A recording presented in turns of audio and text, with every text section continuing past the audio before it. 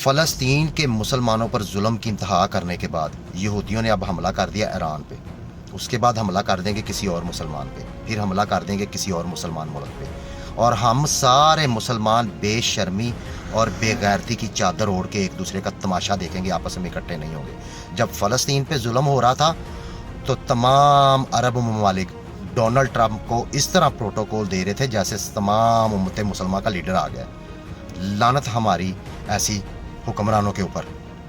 اور اس کے علاوہ اب ایران پر حملہ ہو گیا ہے، اب ہم کیا کریں گے؟ ہم ایران کے خلاف ہی باتیں کری جائیں گے، مسلمان ساتھ نہیں دیں گے ان کا۔ یہاں کیا کریں گے؟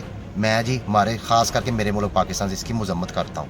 مذمت تو گلی میں بیٹھا فقیر کا بچہ بھی کر سکتا ہے، لعنت ایسی مذمت پر جو ایمان کا کم ترین درجہ ہے۔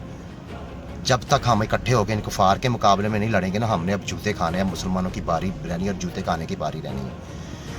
اور نہ خدا کی قسم نہ ہماری کوئی دعا پوری ہونی ہے نہ بد دعا پوری ہونی ہے۔ جو ہمارا کام ہے کہ ہم جی اس کے لیے دعا کرتے ہیں مل کے، ہم اس کو بد دعا دیتے ہیں، وہ نہیں پوری ہونی۔ عمل کے بنا کوئی دعا اور بد دعا پوری نہیں ہوتی۔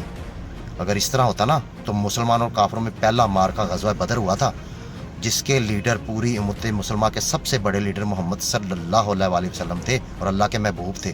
عمل کیا، ان سے جہاد کیا اور جیتا، خالی دعا نہیں کی، تو تب سب کچھ پورا ہونا ہے، ورنہ نہیں۔ ہم مسلمان اسی طرح جوتے کھائیں گے اب، جب تک ہم اکٹھے نہیں ہوں گے۔ ہم ایران کا تماشا دیکھیں گے، پھر کسی اور کا تماشا دیکھیں گے، اور پھر ہمارا تماشا لوگ دیکھیں گے اور کفار ہمیں نست و نبود کریں گے۔ صحیح کہا تھا نا علامہ اقبال نے کہ بیچ کر تلواریں ہم نے خرید لیے مسلح، ادھر عزتیں لٹتی رہی اور ہم دعائیں کرتے رہے۔ اس وقت ہمیں ایک لیڈر کی ضرورت ہے، کیونکہ لیڈر ہونا ضروری ہے۔ اور جو لیڈر بھی کھڑا ہوگا نا امت مسلمہ کو اکٹھا کرنے کے لیے، اس کو یا مار دیا جائے گا یا ایسی جگہ پھینک دیا جائے گا کہ وہ کوئی بات ہی نہ کر سکے۔ اس کی زندہ مثال عمران خان ہے، جو کہ مسلمانوں کو اکٹھا کرنا چاہ رہا تھا۔ اب میری اسی بات پہ لوگ تنقید کریں گے وہ تو یہودی ایجنٹ ہے، وہ تو فلاں ہے۔ وہ تو واحد بندہ تھا جو بولتا تھا، جس نے لا الہ الا اللہ کہا تھا UN میں کھڑے ہو کر۔ بس اب تماشا دیکھو ایران کا، پھر کسی اور مسلمان ملک کا، پھر اپنا بھی تماشا دیکھنا۔ پھر ہم نہیں دیکھیں گے، پھر دوسرے مسلمان ہمارا تماشا دیکھیں گے۔